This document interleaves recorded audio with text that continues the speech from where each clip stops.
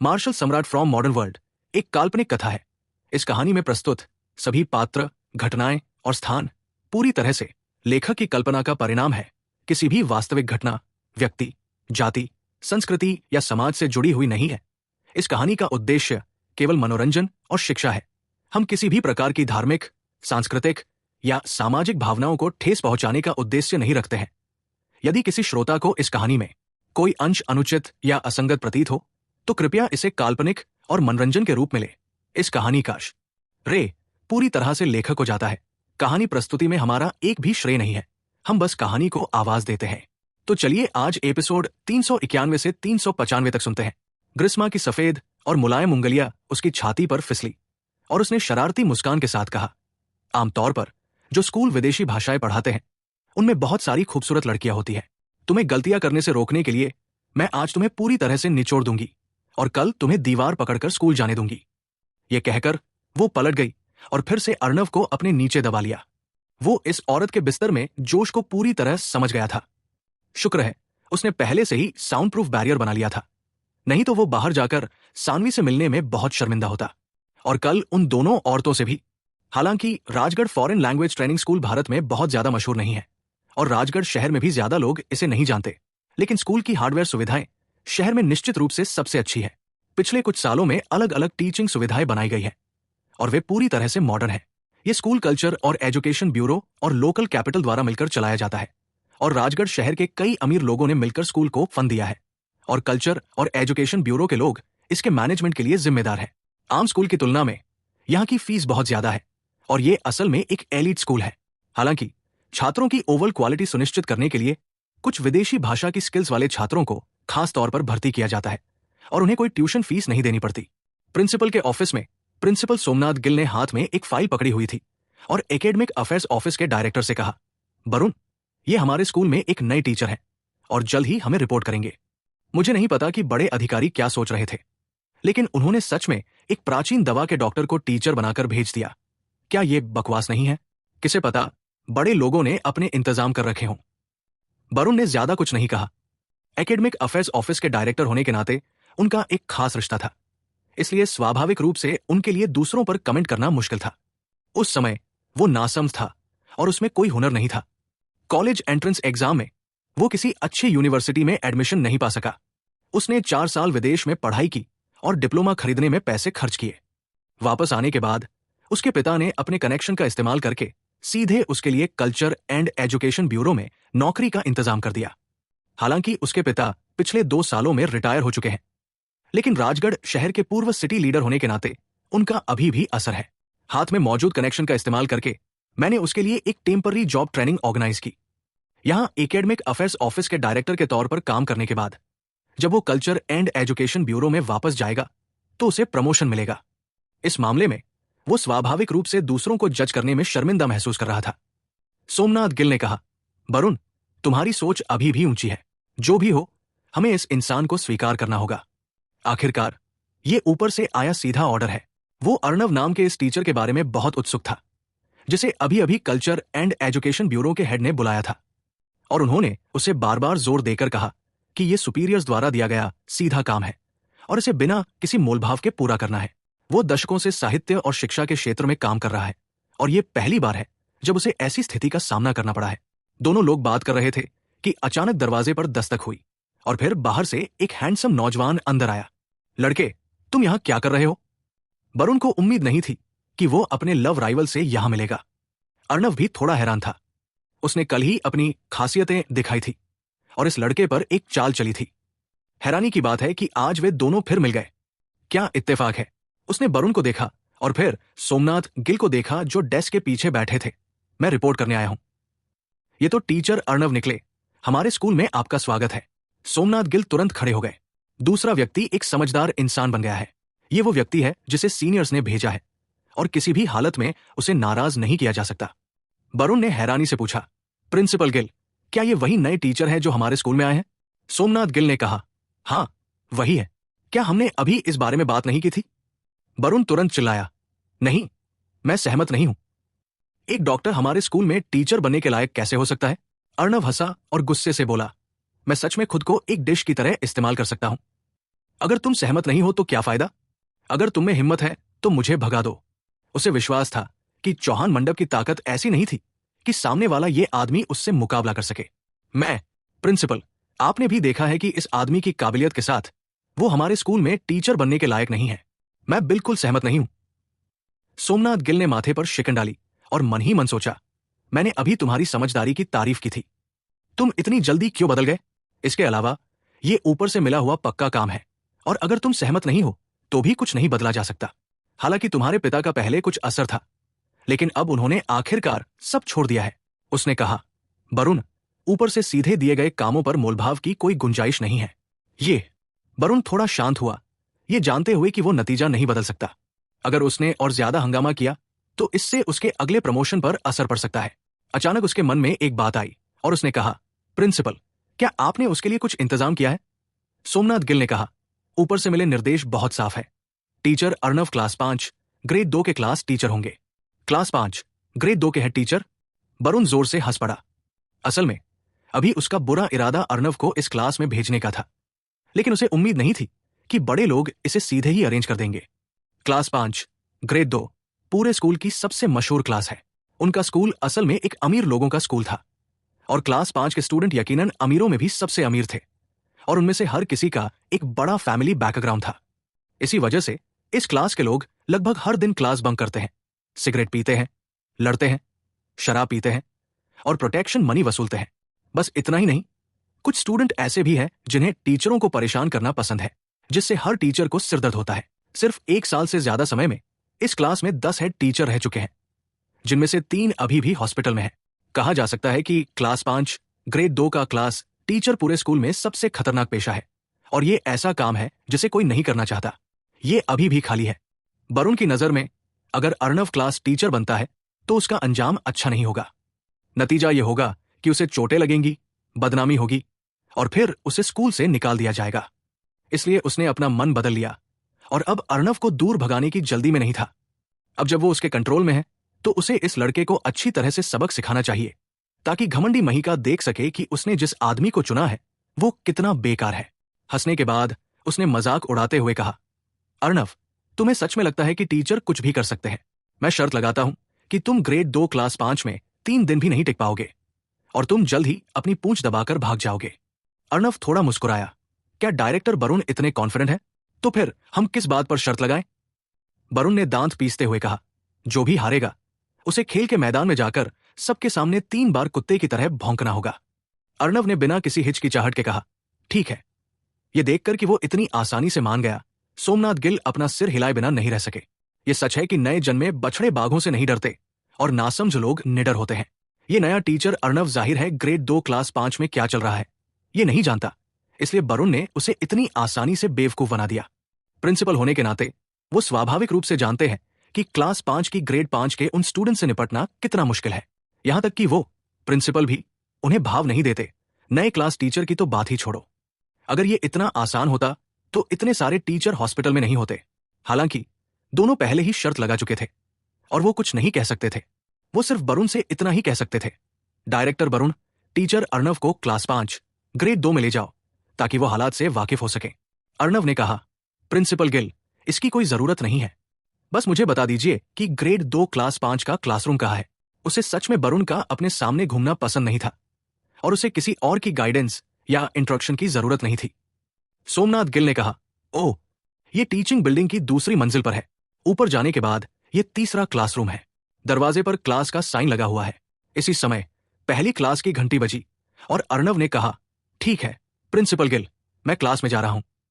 यह कहकर वो मुड़ा और प्रिंसिपल के ऑफिस से निकलकर टीचिंग बिल्डिंग की तरफ चला गया। जैसे ही वो बाहर निकला, वरुण ने ताना मारा और कहा, प्रिंसिपल, ये बेवकूफ कहां से आ गया? क्या ये मौत को दावत नहीं दे रहा है? सोमनाथ गिल ने कहा, मुझे ये नहीं पता, इसका मतलब तो यही है। प्रिंसिपल, चलो सर्विलांस कैमरा चालू करके देखते हैं। मुझे पक्का यकीन है कि दरवाजे से अंदर जाने के 3 मिनट बाद ही वो भाग जाएगा। अगर वो बाहर आए तो उसे हॉस्पिटल जाना पड़ सकता है। सोमनाथ गिल को भी अर्नव के बारे में थोड़ी जिज्ञासा थी। उसे नहीं पता था कि सुपीरियर्स ने एक डॉक्टर को टीचर के तौर पर क्यों भेजा और उसे क्लास 5 साल 2 में क्यों रखा। वरुण की बात सुनकर उसने दीवार पर लगी बड़ी मॉनिटर स्क्रीन चालू की। हालांकि क्लासरूम के मॉनिटर क्लास 5 साल 2 के उन लड़कों ने बहुत पहले ही तोड़ दिए थे, इसलिए वे कॉरिडोर के मॉनिटर से ही दरवाजे को देख सकते थे। ये वरुण के लिए काफी था। उसने अपनी घड़ी देखी और टाइमिंग शुरू कर दी। अर्णव टीचिंग बिल्डिंग में दाखिल हुआ। इसी पल क्लास की घंटी बजी। स्टूडेंट्स क्लास के लिए क्लासरूम में लौट आए थे और कॉरिडोर खाली था। जैसे ही वो ऊपर जाने वाला था, अचानक एक लंबी लड़की सामने आई। उसकी लंबाई 1.70 मीटर से ज्यादा थी। उसकी उम्र देखकर लग रहा था कि वो स्कूल की स्टूडेंट होगी, लेकिन उसने स्कूल यूनिफॉर्म नहीं पहनी थी। उसके चेहरे पर बहुत ज्यादा मेकअप था और उसके बाल मुर्गी के दड़बे जैसे थे, जिससे उसका असली चेहरा देखना लगभग नामुमकिन था। उसने एक काली टाइट फिटिंग वेस्ट पहनी थी, जिसमें रंग बिरंगे टैटू के बड़े बड़े हिस्से दिख रहे थे। उसने ऐसे शॉर्ट्स पहने थे जो और छोटे नहीं हो सकते थे, और उसकी पतली जांघों पर टैटू बने हुए थे। ये लड़की अपने मुंह में लगातार च्युइंग गम चबा रही थी। उसके चेहरे पर तिरस्कार और ताने मारने वाला भाव था, जैसे कोई छोटी गुंडी हो। लड़की को अपना रास्ता रोकते हुए देखकर अर्णव मुस्कुराया। ऐसा लगा कि यह स्कूल थोड़ा दिलचस्प है, यहां हर तरह के लोग हैं। लड़की सीढ़ियों पर खड़ी थी और अपनी असल ऊंचाई के कारण वो खुद को बड़ा समझ रही थी। मैं अपना परिचय देती हूं। मैं श्रीनिका जुयाल यानी कि सिनु जुयाल हूं, क्लास 2 क्लास 5 की सबसे बड़ी बहन। क्या तुम हमारे नए बेकार क्लास टीचर हो? अर्णव को गुस्सा नहीं आया और उसने मुस्कुराते हुए कहा, हाँ, लेकिन मैं बेकार नहीं हूं। तुम बाद में जान जाओगे कि तुम बेकार हो या नहीं। तुम्हारे सामने 10 बेकार लोग थे। उन्होंने भी पहले ऐसा ही कहा था। नतीजा यह हुआ कि उनमें से 7 को हॉस्पिटल में भर्ती कराया गया और उनमें से 3 अभी तक डिस्चार्ज नहीं हुए हैं। सिनु जुयाल ने कहा, चलो ऐसा करते हैं, मैं तुम्हें एक मौका देता हूं। मुझे प्रोटेक्शन फीस के तौर पर 3,000 रुपए दो। जब तक तुम स्कूल में हो, मैं तुम्हारी रक्षा करूंगा। कम से कम मैं ये पक्का करूंगा कि तुम्हें चोट न लगे। तुमने क्या कहा? क्या तुम्हारा मतलब है कि तुम चाहते हो कि मैं तुम्हें प्रोटेक्शन मनी दूं? अर्णव को इतना गुस्सा आया कि उसे हंसी आ गई। उसने सोचा भी नहीं था कि काम के पहले ही दिन एक स्टूडेंट उससे प्रोटेक्शन मनी लेने आएगा। अंदाजा था कि अगर यह खबर फैली तो यह हेडलाइन बनने के लिए काफी होगी। सुनो, मुझे 3,000 रुपए दो और मैं पक्का कर दूंगा कि तुम सेफ और ठीक रहोगे। सिनु जुयाल ने बहुत फॉर्मल तरीके से कहा, यह मत सोचना कि तुम नुकसान में हो। अगर तुम्हें सच में हॉस्पिटल में एडमिट होना पड़ा तो 3,000 रुपए तुम्हारे मेडिकल खर्चों के लिए काफी नहीं होंगे। अर्णव ने हंसने की इच्छा को कंट्रोल किया और कहा, क्योंकि मैं क्लास टीचर हूं, इसलिए मेरे पास इस क्लास को अच्छे से मैनेज करने की काबिलियत है। क्योंकि तुम हमारी क्लास के स्टूडेंट हो, इसलिए मैं तुम्हें सलाह देता हूं कि अभी क्लास में वापस जाओ। तुम्हें नहीं पता कि जीना है या मरना है। जब तुम मेरे पास भीख मांगने आओगे तो ये 3,000 नहीं होगा, तब तक ये डबल हो जाएगा। सिनु जुयाल के बोलने के बाद उसने अर्णव को इग्नोर किया और टीचिंग बिल्डिंग से बाहर निकल गई। क्लास तो पहले ही शुरू हो चुकी है, तुम क्या करने जा रही हो? उससे तुम्हारा कोई लेना देना नहीं है। सिनु जुयाल के बोलने के बाद वो पीछे मुड़े बिना चली गई। अर्णव ने उसकी पीठ को देखा और मुस्कुराया। ऐसी बागी छोटी लड़की से कभी न कभी निपटना ही पड़ेगा, लेकिन अभी नहीं। वो दूसरी मंजिल पर गया, क्लास कार्ड देखा और फिर आगे बढ़ा। हालांकि क्लास 5 ग्रेड 2 की क्लासरूम में क्लास की घंटी बज चुकी थी, लेकिन इसका यहां के स्टूडेंट्स पर कोई असर नहीं हुआ। हर कोई वही कर रहा था जो उसे करना चाहिए था। कुछ नॉवेल पढ़ रहे थे, कुछ वीडियो देख रहे थे और कुछ फोन कॉल कर रहे थे। कोने में सिर्फ रिद्धि, जिसने सफेद ड्रेस पहनी हुई थी, वहां बैठकर मन लगाकर पढ़ाई कर रही थी। कानों पर बड़ा हेडसेट लगाए हुए थी, जैसे कि अपने आसपास के शोर को ब्लॉक कर रही हो। हालांकि वो क्लास 5 में थोड़ी अलग थलग लग रही थी, लेकिन किसी की हिम्मत नहीं हुई कि उसे परेशान करे, क्योंकि वो क्लास मॉनिटर श्रीशांत की चुनी हुई लड़की थी। श्रीशांत अय्यर के पिता मानवीर अय्यर राजगढ़ शहर के मेयर थे, इसलिए वो स्वाभाविक रूप से क्लास 5 ग्रेड 2 का मॉनिटर बन गया। वो लंबा और पतला दिखता है, उसकी आंखें बड़ी हैं, कुछ हद तक हैंडसम है और उसे अपने पिता मानवीर अय्यर से हाई आईक्यू विरासत में मिला है। उसका दिमाग बहुत तेज है, लेकिन दुख की बात है कि वो कभी सही जगह पर नहीं रहा। इस समय 7-8 छात्र उसे सेंटर में रखकर बातें कर रहे थे। हाथ पर टैटू वाले एक छात्र ने पूछा, इतना समय हो गया, उस लड़की सिनु अभी तक क्यों नहीं आया? उसका नाम बल्ली सिंह है। डेंजरस लॉन्ग से प्रभावित होकर उसने बचपन से ही राजगढ़ शहर का अंडरग्राउंड रूलर बनने का फैसला कर लिया था और उसे अपनी क्लास में एक लीडर भी माना जाता है। क्या ये कहने की जरूरत है? वे जरूर फिर से प्रोटेक्शन मनी वसूल रहे होंगे। इस बार बोलने वाला एक लंबा आदमी था, जिसकी हाइट लगभग 1.95 मीटर थी। वो लंबा और मजबूत दिख रहा था। उसके हाथ में एक बास्केटबॉल घूम रही थी, जैसे वो उसकी उंगलियों से चिपकी हुई हो। उसका नाम रमित राज है। उसकी फिजिकल फिटनेस बहुत खास है और उसमें बास्केटबॉल का जबरदस्त टैलेंट है। कहा जाता है कि उत्तरी भारत बास्केटबॉल टीम ने उसे पहले ही ऑफर दिया है और जल्द ही असेसमेंट के लिए आएगी। एक बार पास होने के बाद वो उत्तरी भारत टीम का ऑफिशियल मेंबर बन जाएगा। बल्ली सिंह ने कहा, मुझे कुछ समझ नहीं आ रहा। सिनू के पिता साफ तौर पर बहुत अमीर आदमी है और जुयाल ग्रुप के प्रेसिडेंट है, फिर भी उन्हें बाहर जाकर थोड़े बहुत पैसे कमाना क्यों पसंद है? कौन जानता है, शायद वो बस रोमांच की तलाश में है। रमित राज ने कहा, स्क्वाड लीडर, आपके पिताजी शहर के लीडर हैं और उन्हें ज्यादा जानकारी होगी। सिनू के पिता के पास कितना पैसा है? क्या वह राजगढ़ शहर के टॉप 10 सबसे अमीर लोगों में शामिल हो सकते हैं? श्रीशांत ने हाथ में मोबाइल फोन से खेलते हुए कहा, उसके पिता सच में बहुत अमीर है, लेकिन राजगढ़ शहर में और भी बहुत अमीर लोग हैं। कुछ दिन पहले यह कहना मुश्किल था कि वो टॉप 10 सबसे अमीर लोगों में होंगे या नहीं, लेकिन अब यह पक्का है। क्यों? क्या ऐसा हो सकता है कि सिनू और उसके परिवार ने इन दिनों लॉटरी जीती हो? बोलने वाली एक बहुत नखरीली लड़की थी जो शीशे के सामने मेकअप कर रही थी। उसका नाम जली है और जैसा कि उसके नाम से पता चलता है, उसे खासकर सुंदरता पसंद है। हर दिन सबसे जरूरी काम मेकअप करना और सितारों का पीछा करना है। रमित राज ने कहा, तुम्हारे बाल तो लंबे हैं पर अक्ल कम है। लॉटरी जीतने में कितना खर्च आता है? 50 लाख सिनू और उसके पिता के लिए एक दिन के खर्च के लिए भी काफी नहीं है। जली ने नाराज होकर उसकी तरफ आंखें घुमाई। तो फिर वो अमीर कैसे बानी? रमित राज ने कहा, मुझे नहीं पता था। क्या मैं यही श्रीशांत से नहीं पूछ रहा था? श्रीशांत ने कहा, जुयाल ग्रुप पहले टूरिज्म इंडस्ट्री में था और कुछ ही दिन पहले इसने ब्रदर्स इन्वेस्टमेंट कंपनी के साथ मिलकर राजगढ़ शहर में टूरिज्म को डेवलप करने के लिए सहयोग किया। क्या आपने ब्रदर्स इन्वेस्टमेंट कंपनी के बारे में सुना है? मेरे पिता ने खुद इन्वेस्टमेंट के लिए इन्वाइट किया था। पहले राजगढ़ शहर में बड़े ग्रुप्स की संपत्ति ज्यादा से ज्यादा 1000 करोड़ से ज्यादा नहीं होती थी। ब्रदर्स इन्वेस्टमेंट कंपनी की कुल संपत्ति 2000 करोड़ तक पहुंच गई, जिससे ये अब तक राजगढ़ शहर में सबसे ज्यादा इन्वेस्टमेंट वाली सुपर बड़ी कंपनी बन गई है। इस बड़े सपोर्टर के साथ सिनू जुयाल के पिता की कंपनी तुरंत प्रॉस्परस हो गई और निश्चित रूप से टॉप 10 में आ सकती है। रमित राज ने कहा, मैंने सुना है। हाँ, मैंने सुना है। पिछले कुछ दिनों में आपको ब्रदर्स इन्वेस्टमेंट कंपनी के बारे में हर जगह रिपोर्ट्स देखने को मिलेंगी। प्रेसिडेंट ओमकार परमार है, जो हांगकांग शहर में एक ज्वेलरी टाइकून है। श्रीशांत ने सिर हिलाया और कहा, आप गलत है। 2000 करोड़ ओमकार परमार नहीं दिए थे, लेकिन वो ब्रदर्स इन्वेस्टमेंट कंपनी के प्रेसिडेंट नहीं है। बल्ली सिंह ने हैरानी से पूछा, यह कैसे मुमकिन है? क्या ऐसा हो सकता है कि उन्होंने पैसे इन्वेस्ट किए और किसी और को प्रेसिडेंट बना दिया? मुझे पता है कि यह जरूर उनका बेटा होगा। नहीं, श्रीशांत ने कहा, मेरे पिताजी ने मुझे बताया कि ओमकार परमार का बेटा लक्षित परमार सिर्फ वाइस चेयरमैन के तौर पर काम करता है और उसके पास 49% शेयर है, और चेयरमैन एक अर्णव नाम का आदमी है जिसके पास कंपनी के 51% शेयर है। असल में उसके पिता इतने बिजी थे कि उनके पास अपने बेटे की देखभाल करने का समय नहीं था। इन चीजों के बारे में बात करना तो दूर की बात है। ये सारी जानकारी उसने मानवीर अय्यर से फोन पर सुनी हुई बातों के टुकड़ों से इकट्ठा की थी। बल्ली सिंह ने पूछा, ये अजीब है, ओमकार परमार ने जिस कंपनी में इन्वेस्ट किया उसने चेयरमैन का पद किसी और को क्यों दे दिया? रमित राज ने यह भी पूछा, वो महान अर्णव कौन है? हांगकांग का टाइकून उसे इतनी अहमियत कैसे दे सकता है? श्रीशांत ने कहा, मैं बस इतना ही कह सकता हूं। चेयरमैन अर्णव की जानकारी के बारे में मेरे पिताजी ने मुझसे इसे सीक्रेट रखने को कहा था। असल में उसने बस इतना ही सुना था और अगली बात जो उसने कही उससे उसका असली नेचर सामने आ गया।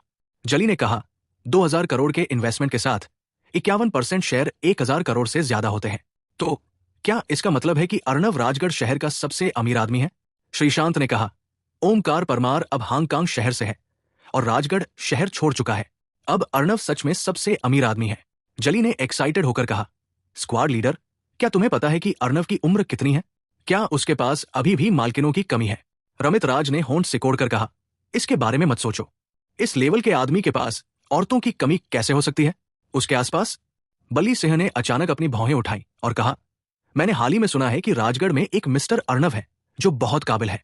न सिर्फ राजगढ़ शहर के 4 बड़े लीडर्स ने उन्हें इज्जत दी, बल्कि बालानी परिवार और भाटिया परिवार भी बहुत इज्जत करते थे।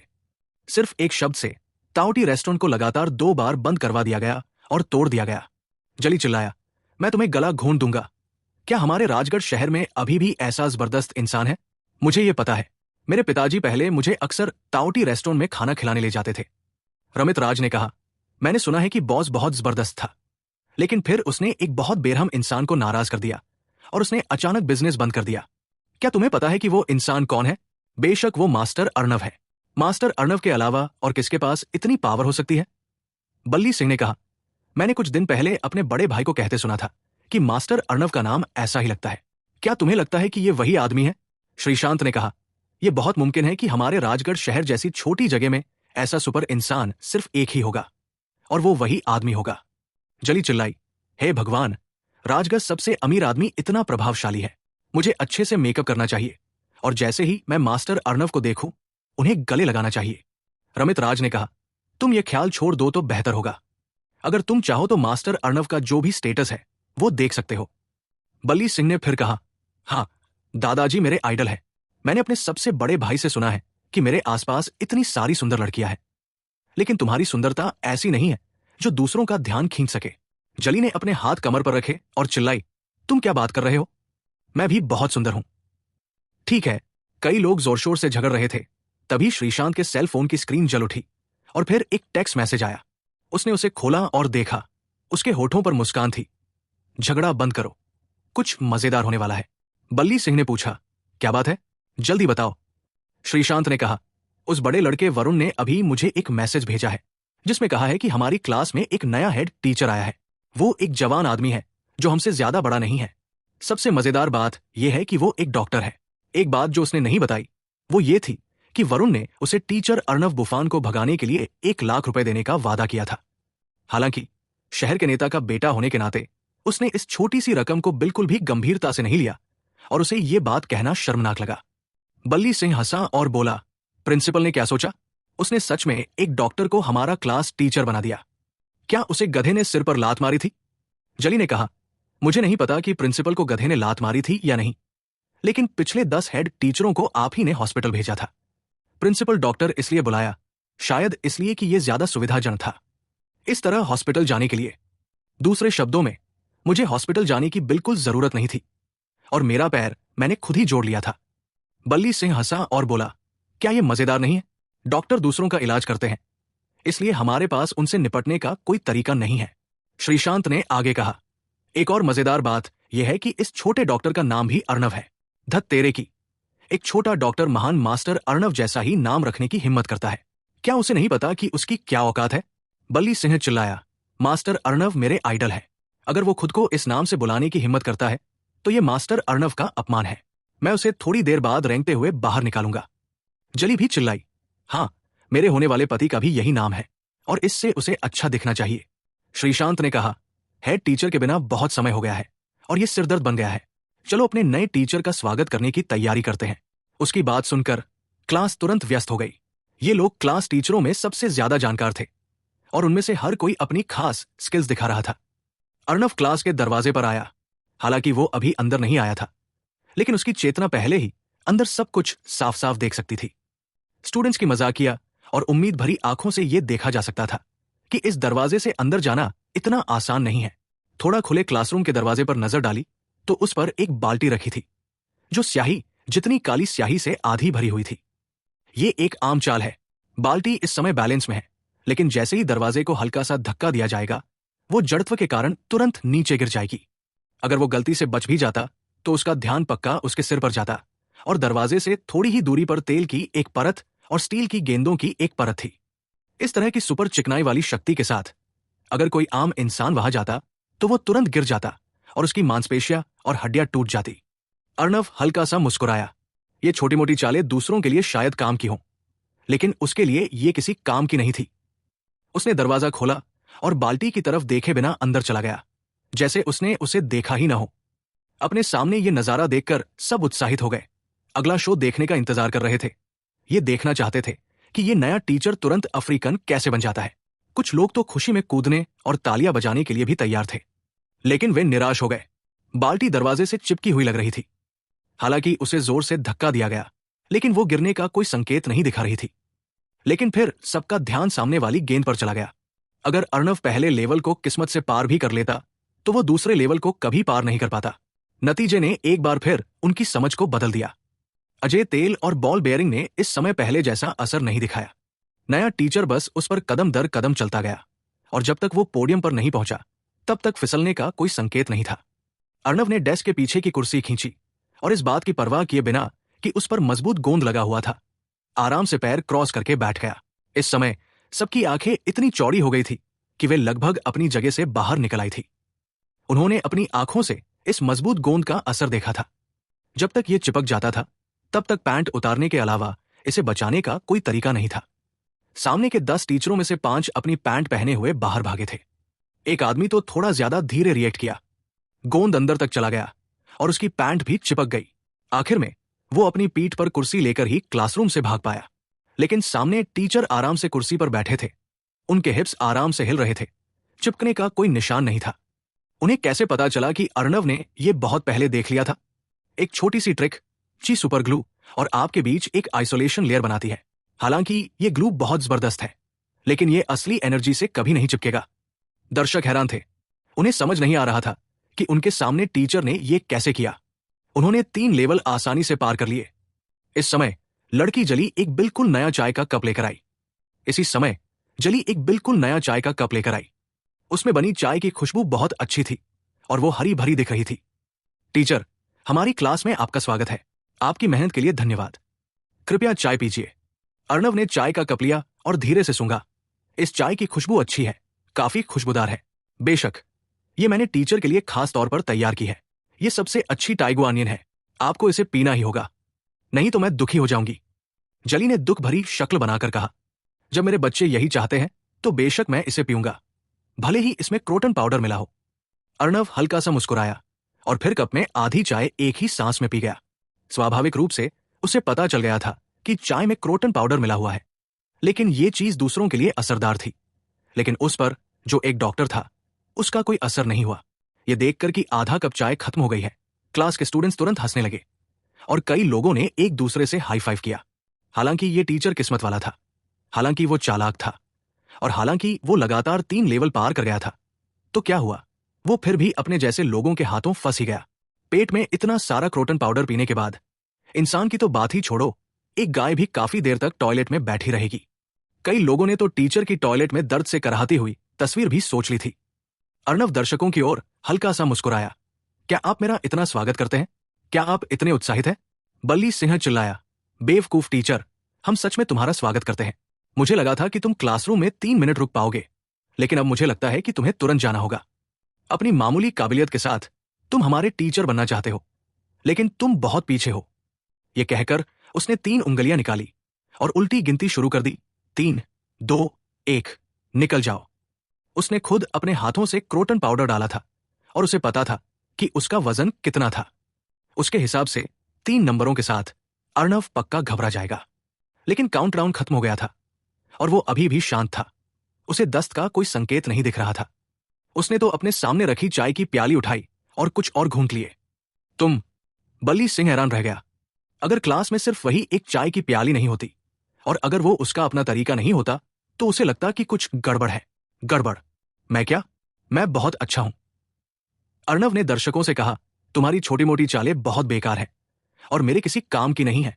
टीचर, आप बहुत बोरिंग हैं। जली ने अपने होंठ सिकोड़े।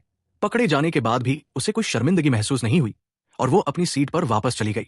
हालांकि दूसरे लोग अभी भी नए टीचर से सहमत नहीं थे, लेकिन उन्हें भी लगा कि ये चालें किसी काम की नहीं है और अचानक उनकी दिलचस्पी खत्म हो गई। फिर वे अपनी पिछली हालत में लौट आए, नॉवेल पढ़ने लगे, अपने मोबाइल फोन चेक करने लगे और पोकर खेलने लगे, जैसे कि कोई टीचर हो ही नहीं। ये भी एक तरीका है जो उन्होंने पहले इस्तेमाल किया है। हालांकि ये बहुत ज्यादा जोरदार नहीं लगता, लेकिन ये बहुत असरदार है। तुम कितने भी कमाल के क्यों न हो टीचर, तुम हमारा कुछ नहीं कर सकते। यहां मौजूद हर स्टूडेंट का बैकग्राउंड बहुत मजबूत है। क्या तुम फिर भी हमें छूने की हिम्मत करोगे? अर्णव के चेहरे पर हल्की सी मुस्कान थी। वो पिछले टीचरों की तरह गुस्सा नहीं हुआ। ऐसा लगा कि वो सच में इन स्टूडेंट्स का कुछ नहीं कर सकता। श्रीशांत की आंखों में तिरस्कार की एक झलक दिखी। ये टीचर पिछले टीचरों से थोड़ा अलग था। ऐसा लगा कि उसमें कुछ काबिलियत है, लेकिन बस इतना ही। वो मेरे जैसे अधिकारियों और अमीर लोगों की दूसरी पीढ़ी के खिलाफ जाने की हिम्मत नहीं करेगा। अर्णव ने अपने हाथ पीछे बांधे, पोडियम से नीचे उतरा और पहली लाइन में बैठी एक लड़की के पास आया। हालांकि ये लड़की जली जितना मेकअप नहीं करती, उसके चेहरे पर भी काफी मेकअप था, लेकिन ये भी उसकी स्किन पर मौजूद दर्जनों झाइयों को छिपा नहीं पा रहा था। क्लास में उसका निकनेम लिटिल स्पैरो था, इसलिए नहीं कि वो कितनी बातूनी थी, बल्कि इसलिए कि उसके चेहरे पर बहुत सारे परेशान करने वाले काले धब्बे थे। उसके परिवार के पास पैसा था और वो कई जाने माने ब्यूटी सैलून और कई डॉक्टरों के पास भी गई थी, लेकिन कोई भी उसके चेहरे की झाइयों को हटा नहीं पाया। एक पुराने आयुर्वेदिक डॉक्टर ने कहा कि उसकी झाइयां दूसरों से अलग थी। वे खून से निकलने वाले टॉक्सिन थे। उन्हें न सिर्फ हटाया नहीं जा सकता था, बल्कि वे और बढ़ जाएंगे। क्लास 5 ग्रेड 2 की सदस्य होने के नाते लिटिल स्पैरो स्वाभाविक रूप से आसानी से घुलने मिलने वाली लड़की नहीं थी। अर्णव को अपनी तरफ देखते हुए देखकर उसने जानबूझकर सिर उठाया और कहा, तुम मुझे ऐसे क्यों देख रहे हो? अर्णव ने कहा, तुम्हारे चेहरे की झाइयां बदसूरत है। उसके ऐसा कहने के बाद क्लास के दूसरे स्टूडेंट्स तुरंत मजाक में मुस्कुराए। लिटिल स्पैरो को आमतौर पर गुस्सा नहीं आता, लेकिन उसके चेहरे की झाइयां उसकी कमजोर नस थी। जो कोई भी उसकी झाइयों को बदसूरत कहने की हिम्मत करता, वो तुरंत पागल हो जाती। और सच में, जब उसने सुना कि उसकी झाइयां बदसूरत है, तो लिटिल स्पैरो तुरंत गुस्से में आ गई और पूरी कोशिश करके खड़ी हो गई। इस समय अर्णव ने शांति से 3 शब्द कहे, मैं इसे ठीक कर सकता हूं। क्या? तुमने क्या कहा? लिटिल स्पैरो तुरंत वही जम गई। वो इन बेकार की झाइयों से कई सालों से परेशान थी। खूबसूरती से प्यार करना एक लड़की का स्वभाव होता है और उसकी उम्र में हर लड़की सुंदर दिखना चाहती है, लेकिन कई जगहों पर जाने और अनगिनत पैसे खर्च करने के बाद भी कोई भी उसकी झाइयों का इलाज नहीं कर पाया था। जब वो हैरान थी, अर्णव ने एक छोटी जेड की बोतल निकाली और उसमें मौजूद लिक्विड को पलक झपकते ही छोटी गौरैया के मुंह में डाल दिया। तुम क्या करने वाले हो?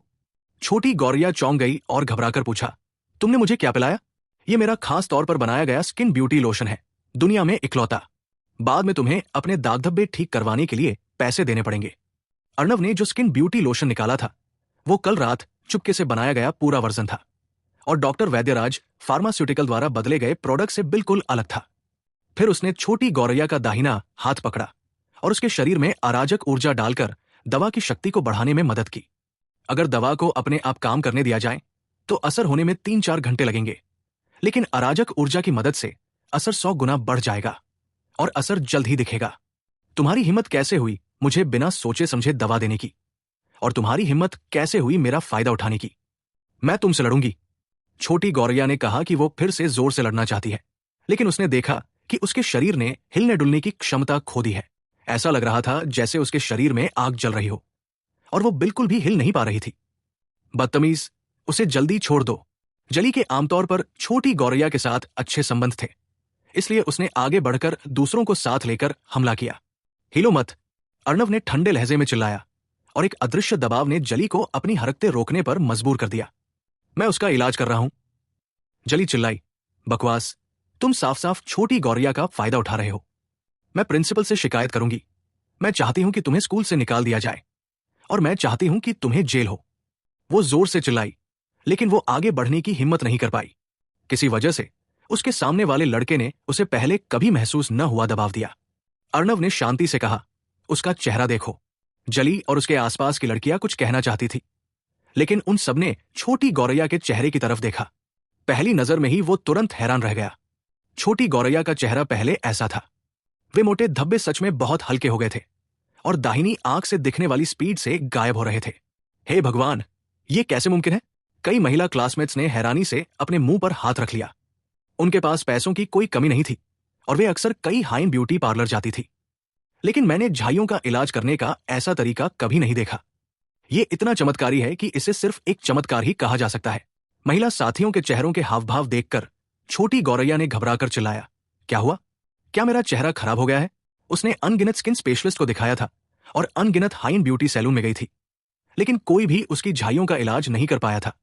स्वाभाविक रूप से उसे विश्वास नहीं हुआ कि उसके सामने वाला ये जवान आदमी उसे ठीक कर सकता है, इसलिए उसने स्वाभाविक रूप से सबसे बुरे बारे में सोचा। अर्णव की पूरी कोशिशों से छोटी गौरैया के चेहरे की झाइयां सिर्फ 2 या 3 मिनट में बिना किसी निशान के गायब हो गई। फिर उसने जली के हाथ से एक छोटा शीशा लिया और उसे छोटी गौरैया के हाथ में दिया। खुद देखो, अगर तुमने मुझे बदनाम करने की हिम्मत की तो मैं तुम्हें जरूर जेल भेज दूंगी। मैं तुम्हें जिंदगी भर जेल में सड़ाऊंगी। छोटी गौरैया को हिलने डुलने की शक्ति वापस मिल गई और वो चिल्ला रही थी। अचानक वो ऐसे रुक गई जैसे किसी ने उसका गला घोंट दिया हो। उसने शीशे में खुद को देखा और ये देखकर हैरान रह गई कि उसके चेहरे की सारी झाइयां गायब हो गई थी। ये कैसे मुमकिन है? अत्यधिक सदमे में उसने फिर से शीशे की ओर पलकें झपकाई और ये पक्का करने के लिए अपनी बाहें हिलाई कि शीशे में वो खुद ही है। जली और कई दूसरी लड़कियां सब चिल्लाई, छोटी गौरैया, तुम्हारे चेहरे की झाइयां सच में चली गई है। इस समय एक और लड़की ने मिनरल वाटर की बोतल ली और कहा, इसे धो लो, हो सकता है उसने इसे किसी चीज से ढक दिया हो।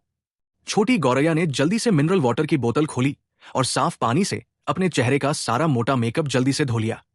जब उसने फिर से सिर उठाया तो जली और दूसरों ने फिर से हैरानी से कहा, हे भगवान, ये बहुत सुंदर है, ये बहुत सुंदर है।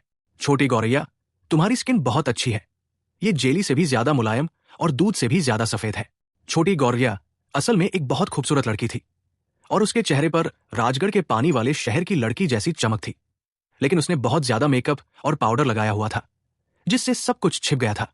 अब इसे साफ करने के बाद स्किन जेड जितनी सफेद हो गई है, झाइयों की तो बात ही छोड़ो, एक छोटा सा दाग भी नहीं है।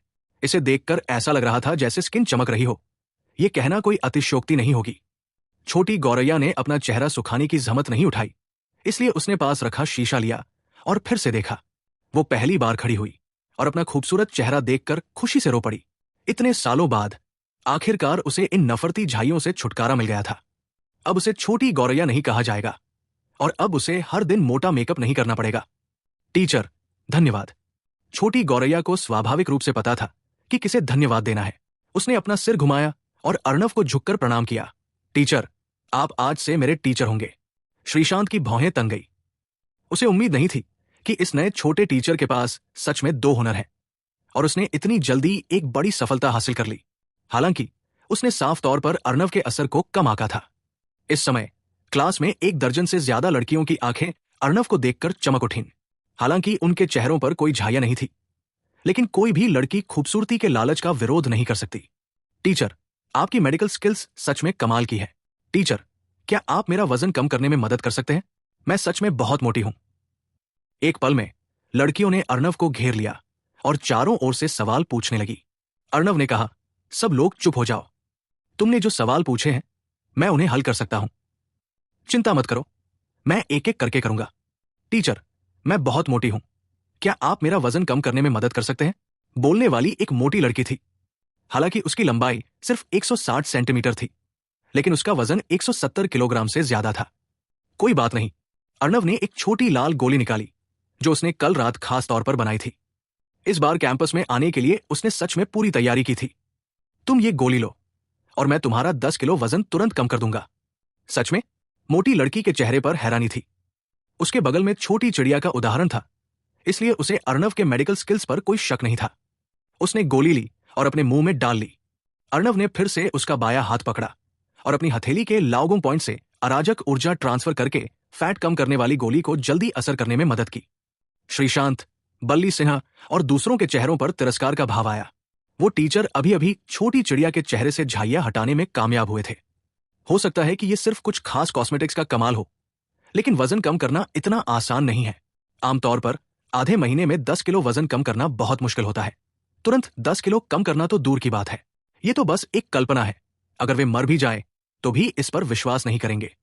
वहां मौजूद लड़कियों को भी इस पर पूरा यकीन नहीं था और यहां तक कि मोटी लड़की को भी शक था। लेकिन अर्णव का अभी का प्रदर्शन बहुत कमाल का था, इसलिए वो कोशिश करने को तैयार हो गई। लेकिन जैसे जैसे समय बीता उन्होंने देखा कि मोटी लड़की का शरीर धीरे धीरे पतला होता जा रहा था। देखो, लगता है फैटी ने सच में वजन कम कर लिया है। नहीं, ऐसा नहीं हो सकता। वजन इतनी जल्दी कम नहीं हो सकता। लेकिन मुझे लगता है कि उसका चेहरा सच में पहले जितना बड़ा नहीं है। मोटी लड़की का असली वजन बहुत ज्यादा था, 170 किलोग्राम। इसलिए अगर उसने सच में 10 किलोग्राम वजन कम भी किया है तो भी नंगी आंखों से पता नहीं चल सकता। लेकिन 5 मिनट बाद वो अचानक जोर से चिल्लाई और उसकी कमर पर बंधी जीन्स अचानक नीचे गिर गई। आह! चिल्लाने के बाद उसने जल्दी से अपनी पैंट ऊपर उठाई और फिर जोश में चिल्लाई, मेरी कमर पहले से बहुत पतली हो गई है, मैंने सच में वजन कम कर लिया है। फिर वो दौड़कर अपनी सीट पर गई, डेस्क से एक पॉकेट वाला वजन नापने वाला कांटा निकाला, उसे जमीन पर रखा और फिर उस पर कूद गई। लिटिल स्पैरो, जली और दूसरे लोग भी पास आए और साथ में इलेक्ट्रॉनिक स्क्रीन देखने लगे। उस पर 3 चमकीले लाल रंग के नंबर 160 लिखे थे। हे भगवान, मैंने सच में 10 किलो वजन कम कर लिया। टीचर अर्णव ने जो कहा वो बिल्कुल सही है, न ज्यादा न कम, ठीक 10 किलो। श्रीशांत और दूसरे लोग ये देखकर हैरान रह गए कि उसने कुछ ही मिनटों में सच में 10 किलो वजन कम कर लिया था। अगर फैटी उनकी क्लासमेट नहीं होती तो वे सोचते कि वो कोई धोखेबाज है। मोटी लड़की को बिल्कुल भी परवाह नहीं थी। वो जोश में दौड़कर आई और अर्णव का हाथ पकड़ लिया। टीचर अर्णव, मैं भी आपको अपना टीचर मानती हूं। फिर वो चिल्लाई, टीचर अर्णव, क्या आप मुझे अपनी एक और गोली दे सकते हैं? नहीं, मुझे 8 या 10 गोलियां दीजिए। ताकि मैं अपना वजन 100 किलो से कम कर सकूं। लोग कहते हैं कि एक अच्छी औरत का वजन सिर्फ 100 होना चाहिए। वो बहुत ज्यादा खुश थी। इतने सालों तक वजन कम करने की कोशिश के बाद उसे आखिरकार उम्मीद की किरण दिखी। वो तुरंत सारा मोटापा हटाना चाहती थी। अर्णव ने कहा, इस चीज में जल्दबाजी नहीं कर सकते। एक बार में खाने से आप मोटे नहीं हो जाएंगे, लेकिन आप एक साथ मोटे से पतले नहीं हो सकते। पहली बार में 10 किलो वजन कम करना ही काफी है। अगर आप बहुत तेजी से वजन कम करेंगे तो आपकी स्किन इसे झेल नहीं पाएगी और ये अभी से भी ज्यादा बदसूरत हो जाएगी।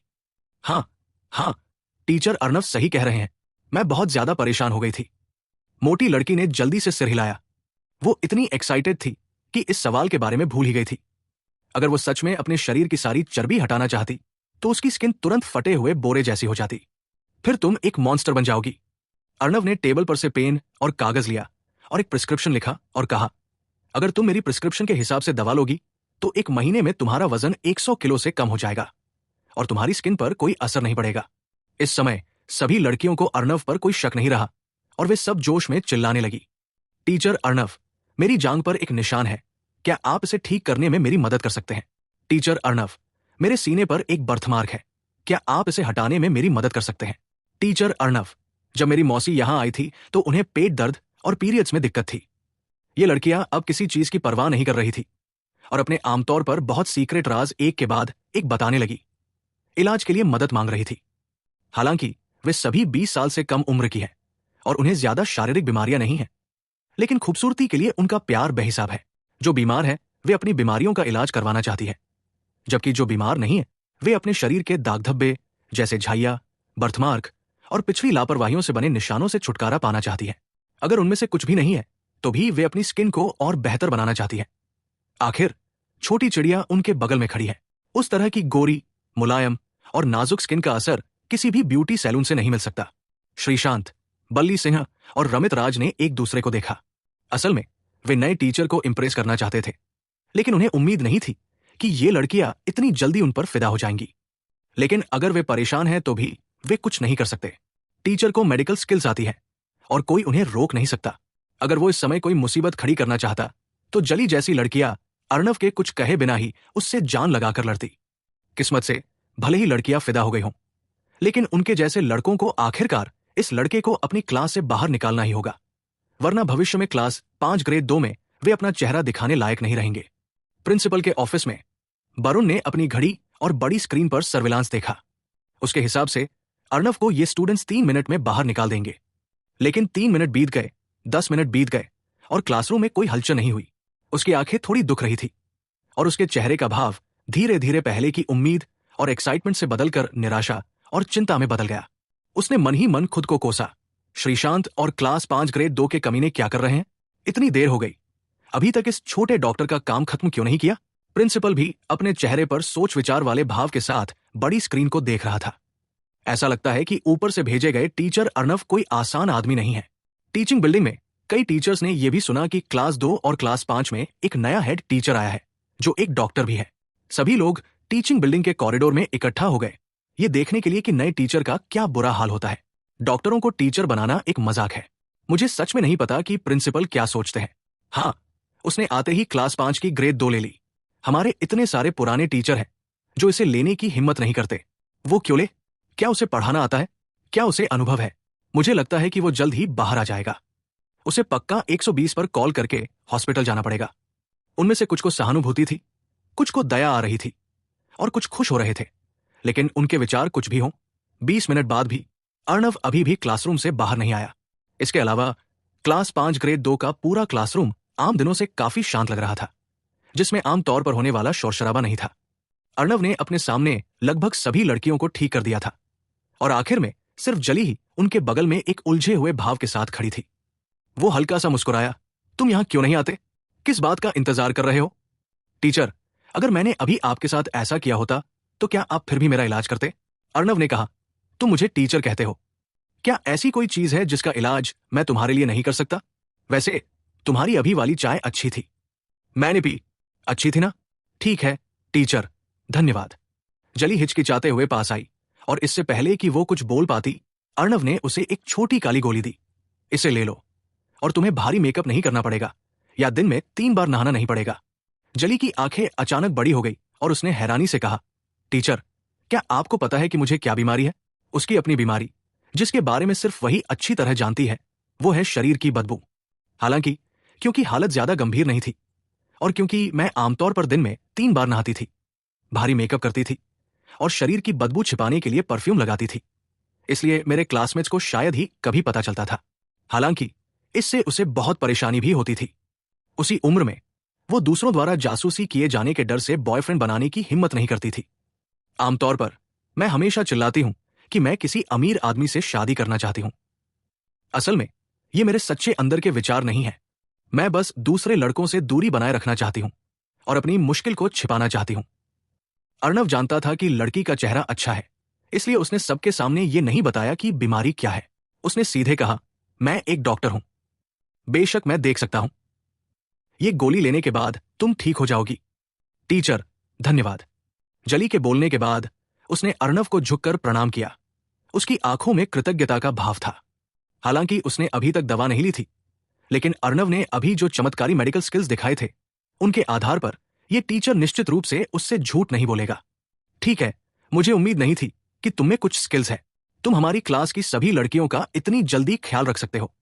बोलने वाला बल्ली सिन्हा था और उसने एक बुरी आवाज में कहा, लेकिन तो क्या, आखिर लड़कियां क्लास का सिर्फ आधा हिस्सा है और बाकी लड़के तुम्हारे साथ ऐसा नहीं करेंगे।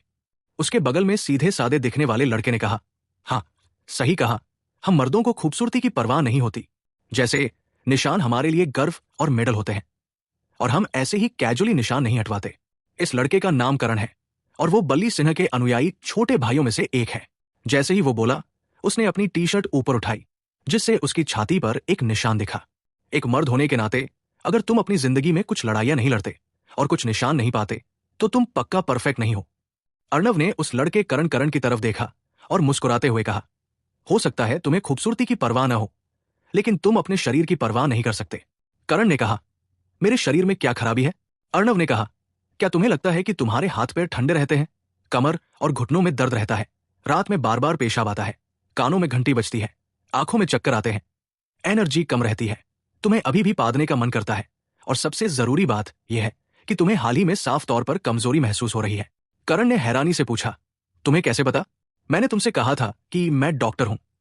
मैं तुम्हारे लक्षण कैसे नहीं देख सकता? तो फिर मुझे क्या हुआ है? करण ने अचानक पूछ लिया। हालांकि उसने भी बल्ली सिन्हा की तरह बहुत ज्यादा यंग एंड डेंजरस देखी है और लड़ने मरने वाली जिंदगी की तारीफ करता है, लेकिन एक मर्द होने के नाते उसे अपनी मर्दानगी की परवाह है, चाहे कुछ भी हो, और उसे लगा है कि हाल ही में ये काफी कम हो गई है। अर्णव ने शरारती अंदाज में उसकी तरफ देखा और कहा, जाना चाहते हो? असल में ये बहुत आसान है, बस 3 शब्द, बहुत ज्यादा हस्तमैथुन। जैसे ही उसने ये कहा, पूरी क्लास जोर से हंस पड़ी, खासकर लड़कियां, जो इतना हंसी कि उनकी डालियां हिल गई। अर्णव ने आगे कहा, तुम्हारी अभी की शारीरिक हालत देखकर तुम्हें यह दिन में कम से कम 5 या 6 बार करना चाहिए होगा, नहीं तो तुम इतने गंभीर घाटे में नहीं होते। अगर तुम ऐसे ही करते रहे तो भविष्य में तुम पूरी तरह बेकार हो जाओगे और शायद पेशाब करने के अलावा वहां कोई और काम नहीं होगा। करण ने शर्मिंदगी को नजरअंदाज किया और घबराकर कहा, टीचर, क्या इसे ठीक करने का कोई तरीका है? हाँ, बिल्कुल एक तरीका है। मैं तुम्हारे लिए एक प्रिस्क्रिप्शन लिख देता हूं और इसे 10 दिन तक लेना। तुम अभी जवान हो, इसलिए जल्दी ठीक हो जाओगे, लेकिन भविष्य में सावधान रहना और इस बुरी आदत से जरूर छुटकारा पा लेना। जैसे ही उसने कहा, अर्णव ने फिर से पेन और कागज लिया, एक नुस्खा लिखा और करण को दे दिया। अब माहौल थोड़ा अजीब हो गया था और बल्ली सिन्हा के चेहरे पर हैरानी की एक झलक दिखी। उसने सोचा था कि वो लड़कियों जितना डिमांडिंग नहीं होगा, लेकिन पलक झपकते ही उसे किडनी की कमी हो गई। देखो, मेरे शरीर में कुछ गड़बड़ तो नहीं है। बात करते हुए एक मजबूत लड़का खड़ा हो गया। वो भी बल्ली सिन्हा के छोटे भाइयों में से एक था। उसका नाम मोहन था। उसने बचपन से सांडा सीखा था और उसकी फिजिकल फिटनेस बहुत अच्छी थी। मुंह में च्युइंग गम चबाते हुए वो 2 कदम आगे बढ़ा, एक ही झटके में अपनी टी शर्ट उतार दी, अपनी मजबूत मांसपेशियां दिखाते हुए और चेहरे पर गर्व के भाव के साथ कहा, कैसा है? तुम ये तो नहीं कहोगे कि मुझे भी किडनी की कमी है ना? इस लड़के ने अपनी ताकत दिखाने के लिए गर्व से अपनी पेक्टोरलिस मेजर मसल्स को भी हिलाया। श्रीशांत एक तरफ खड़ा रहा और कुछ नहीं कहा। उसकी राय में वो पूरी स्थिति का इंचार्ज जनरल था। ऐसे छोटे मोटे मामलों में उसके छोटे भाई का होना ही काफी था और उसे बॉस को खुद आगे आने की कोई जरूरत नहीं थी। बल्ली सिंह ने फिर कहा, हाँ, तुम ये तो नहीं कहोगे कि मोहन को भी किडनी की कमी है ना? उसकी किडनी कमजोर नहीं है और उसका शरीर बहुत मजबूत है। ये बात सुनकर मोहन के चेहरे पर थोड़ा गर्व आया, लेकिन फिर उसने अर्नव को फिर से कहते सुना, लेकिन तुम्हारे शरीर में यांग अग्नि ज्यादा है, जिससे शरीर में यिन और यांग का संतुलन बिगड़ जाता है। इसका सबसे सीधा नतीजा है बहुत ज्यादा मुंह से बदबू आना। तुम दिखने में काफी अच्छे हो और तुम्हारी बॉडी भी अच्छी शेप में है, लेकिन तुम्हें कभी कोई गर्लफ्रेंड नहीं मिल पाई। इसकी जड़ यही समस्या है। तुम्हारे मुंह की बदबू एक खास लेवल तक पहुंच गई है और इसकी इलाज मुंह में नहीं है, च्युइंग गम। इसे छिपा नहीं सकता, कोई भी औरत इसे बर्दाश्त नहीं कर सकती। मोहन अचानक शर्मा गया और शर्मिंदा दिखने लगा। वो हमेशा अपने मुंह में च्युइंग गम रखता था ताकि अपनी तेज बदबू को छिपा सके, लेकिन जैसा कि अर्नव ने कहा, चाहे कितना भी च्युइंग गम खा लो, ये बेकार है, ये छिपा नहीं सकता। मुंह की बदबू। हालांकि उसने कुछ लड़कियों को डेट किया, लेकिन जैसे ही वो उनके संपर्क में आया, वे उसकी मुंह की बदबू बर्दाश्त नहीं कर पाई। इसलिए उसने तुरंत उनसे ब्रेकअप कर लिया और आज तक सिंगल है। इस समस्या के लिए वो चुपके से अनगिनत बार अस्पताल गया। उसने पारंपरिक प्राचीन दवा और पश्चिमी दवा दोनों दिखाई। उसने बहुत सारी दवाई ली, लेकिन कोई असर नहीं हुआ। ये छोटी सी बीमारी गंभीर नहीं है, लेकिन इसका उस पर असर बहुत गंभीर है। तुम जिंदगी भर सिंगल नहीं रह सकते। उसने अभी अभी अर्नव के चमत्कारी मेडिकल स्किल्स देखे थे और तुरंत अपने चेहरे पर उम्मीद भरी नजर से कहा, टीचर, क्या आप मेरी बीमारी ठीक कर सकते हैं? उसका नाम सुनकर बल्ली सिन्हा के मुंह में अजीब सी हरकत हुई। अरे, एक और जाल में फंस गया। बेशक, ये ठीक हो सकता है, अर्नव ने कहा और एक और नुस्खा बताया। अगर तुम वापस जाकर इसे एक हफ्ते तक लोगे तो तुम्हारी मुंह की बदबू तुरंत ठीक हो जाएगी और तुम्हें अब च्युइंग गम खाने की जरूरत नहीं पड़ेगी। वो चीज तुम्हारे दांतों के लिए बहुत ज्यादा खराब है। मैं समझ गया, धन्यवाद टीचर। मोहन ने नुस्खा लिया और सावधानी से अपनी जेब में रख लिया। मुझे अभी यकीन नहीं हो रहा, तुम किसी में भी कमी निकाल सकते हो। इस समय एक और लड़का क्लासमेट खड़ा हुआ। देखो मुझ में क्या कमी है, लेकिन मुझे मेरी सांस की बदबू और किडनी की कमी के बारे में मत बताना। मुझे ये सब बिल्कुल नहीं है। अर्नव ने उस लड़के को देखा, फिर अचानक हाथ बढ़ाकर उसका कंधा पकड़ा और एक क्लिक की आवाज के साथ उसे अलग कर दिया। बल्ली सिन्हा और दूसरों के चेहरे के हावभाव बदल गए। उन्हें उम्मीद नहीं थी कि छोटा टीचर कहते ही ऐसा कर देगा। जैसे ही वे गुस्सा होने वाले थे, एक और क्लिक की आवाज आई और अर्नव ने लड़के का हाथ फिर से जोड़ दिया। जब तुम 8 साल के थे तब तुम्हारा हाथ डिसलोकेट हो गया था, लेकिन डॉक्टर की टेक्निक बहुत अच्छी नहीं थी और वो पूरी तरह से जुड़ा नहीं था। इस वजह से पिछले कुछ सालों में तुम्हारा कंधा बार बार डिसलोकेट होता रहा है और इस हाथ का इस्तेमाल करना मुश्किल है ना? अब मैंने इसे तुम्हारे लिए पूरी तरह से ठीक कर दिया है। वो लड़का हैरान रह गया। उसे सच में ये छिपी हुई बीमारी थी। उसके बाएं हाथ पर जोर लगाना मुश्किल था और जोर लगाने पर वो आसानी से डिसलोकेट हो जाता था। सबसे जरूरी बात यह है कि दूसरा आदमी एक नजर में बता सकता है कि उसे ये बीमारी किस साल हुई थी। ये कमाल का है और लगभग किसी परी जैसा है। एक पल हैरान रहने के बाद उसने शुक्रगुजार होकर कहा, धन्यवाद टीचर। अब श्रीशांत का चेहरा भी खराब हो गया था। उसने सोचा था कि लड़कों को कोई दिक्कत नहीं होगी, लेकिन उसे उम्मीद नहीं थी कि उनमें से 3 खड़े होंगे और 3 गिर जाएंगे। अगर ऐसा ही चलता रहा तो ठीक नहीं होगा। बल्ली सिंह ने उसके कान में फुसफुसाया, स्क्वाड लीडर, ये सही नहीं है। क्लास में हम ये नहीं कर सकते। श्रीशांत उदास दिख रहा था। उसे वरुण की ज्यादा परवाह नहीं थी, लेकिन अगर उसने इस आदमी को बाहर नहीं निकाला तो उसकी पूरी इस चली जाएगी। इस समय यही सबसे अच्छा तरीका है। दूसरे आदमी की मेडिकल स्किल्स कितनी भी पावरफुल क्यों न हो, वे मेरे जैसे लोगों का मुकाबला नहीं कर सकते। जैसे ही वो ऑर्डर देने वाला था, अचानक क्लासरूम के कोने से एक हैरानी भरी आवाज आई, भाई, क्या ये सच में है?